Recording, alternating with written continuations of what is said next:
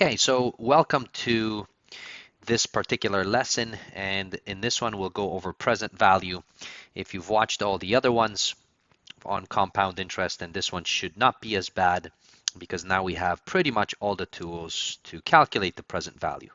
So if you recall, okay, so this right here, okay, what you see, you have the future value formula, which we have seen in the previous lesson.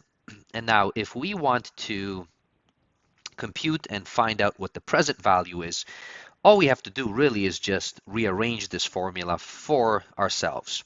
So remember that this right here is our compounding factor, and that compounding factor is the growth of $1. Now I can literally just take that and divide both sides by the compounding factor, and I will get my present value formula.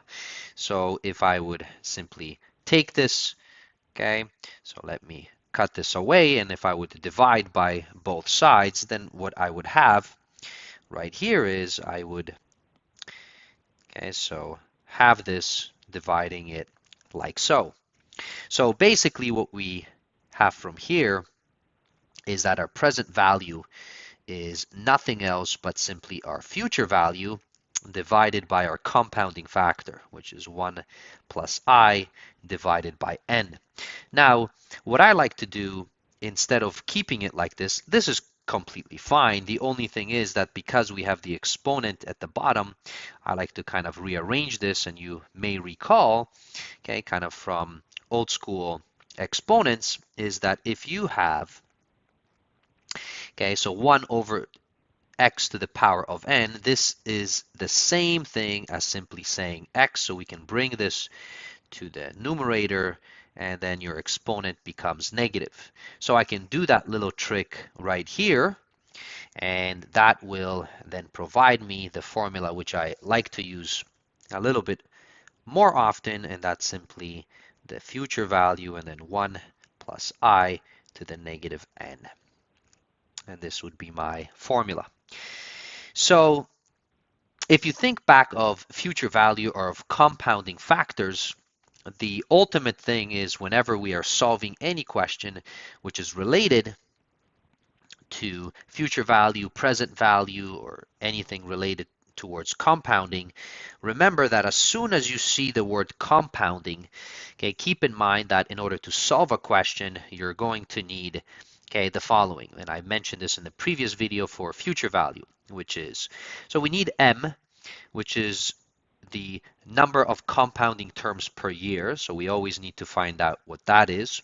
We need to know the total number of terms that we have in terms of our compounding length.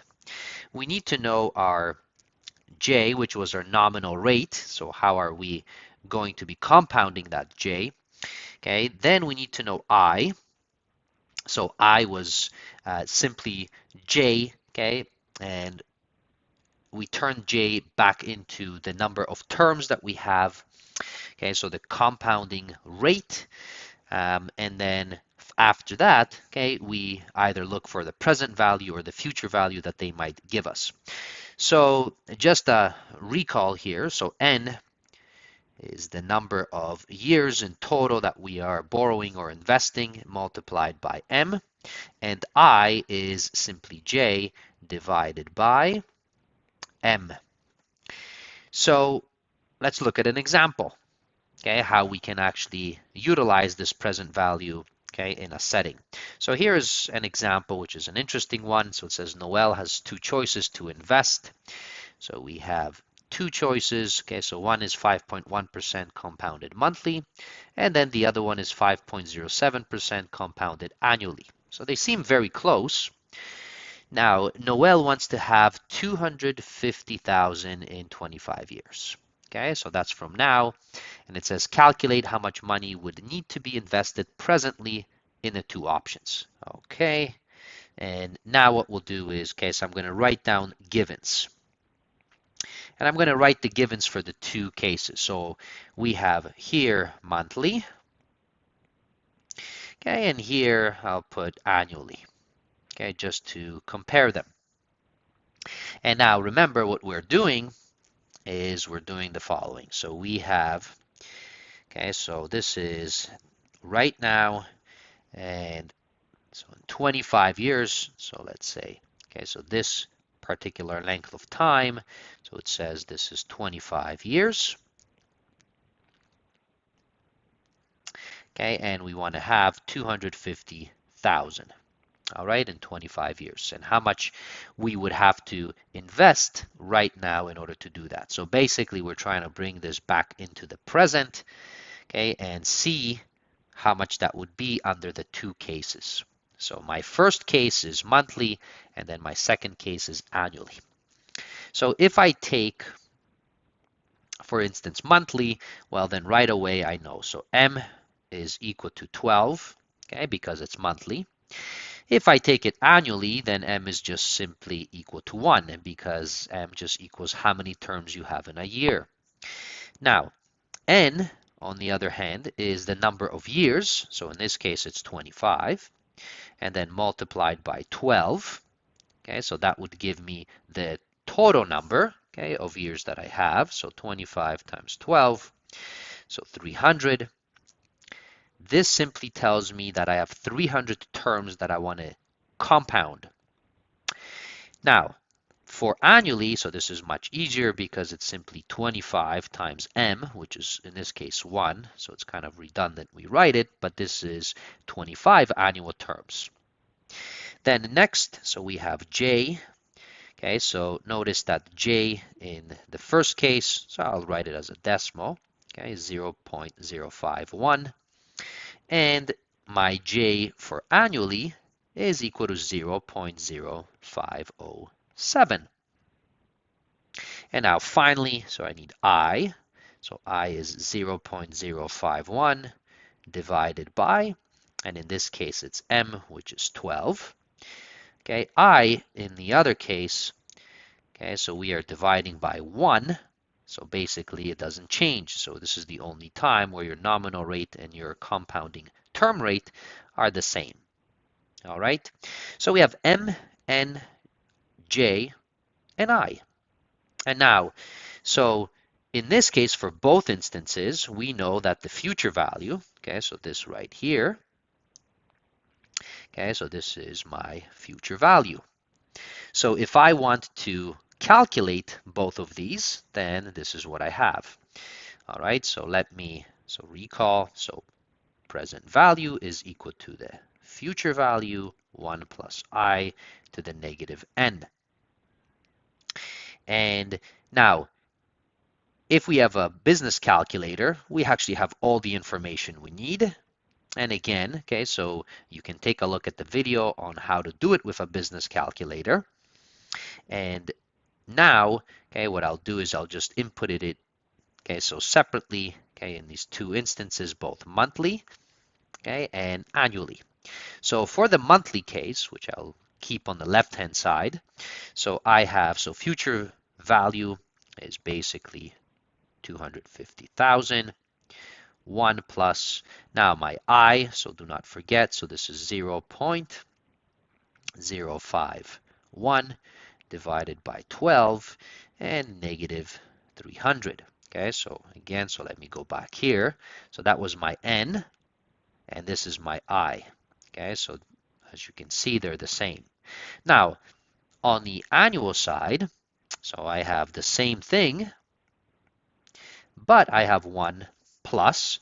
Now it's 0.0507, and my N is 25. Okay, so again, notice that's my I, and this is my N.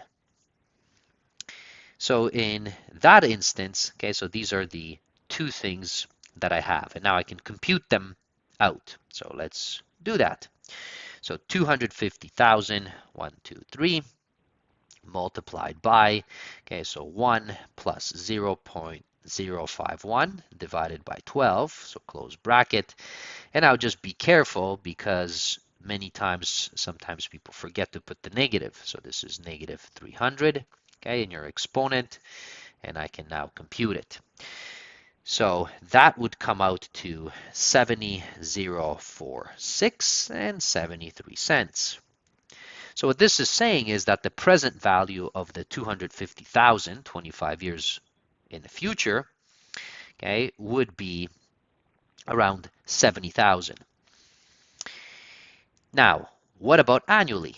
Okay, so let's maybe bring back the calculator here, and I will put down 1, 2, 3 multiplied by, and this is 1 plus 0.0507 divided by, okay, in this case it's 1, okay, so it's actually annually, so let me bring that back, and my exponent, okay, and in this case again, so notice I forgot it there, okay, it has to be negative, so negative 25, because if it's not negative, then you're actually finding a future value, right? So be careful with that. Okay, so I'll hit this, and I have 72, 605, okay, 86. Now, so notice that in these two cases, okay, so what we have is, which one is better? Well, this one is clearly better because we need to invest less, about 2,500 less than we would in this case. So although the interest rates seem very similar, okay, the concept of compounding, okay, if you compound more often, so monthly in this case and compared to annually, okay, you should expect, even if the interest rates were the same, okay, you will get that it's more beneficial to take the investment that compounds more frequently. Okay, and this is how we do it. Now, keep in mind for all, this is for future value, compounding factor, present value, or anything, always be mindful, of your givens. At the end of the day, whenever you're calculating questions, you need a systematic way of approaching them. And if you are compounding, okay, so this approach of understanding, okay, your M, which is how many terms you have in a year, your N, which is your total terms, your nominal rate, okay, and then your term rate, that gives you pretty much all you need. And then after that, you just ask yourself, all right, is it present value or future value that I'm calculating? And you can take it from there. So that's all that I have in this video for you. I hope that you found it useful. Okay, so this is signing off from here. Thank you for watching.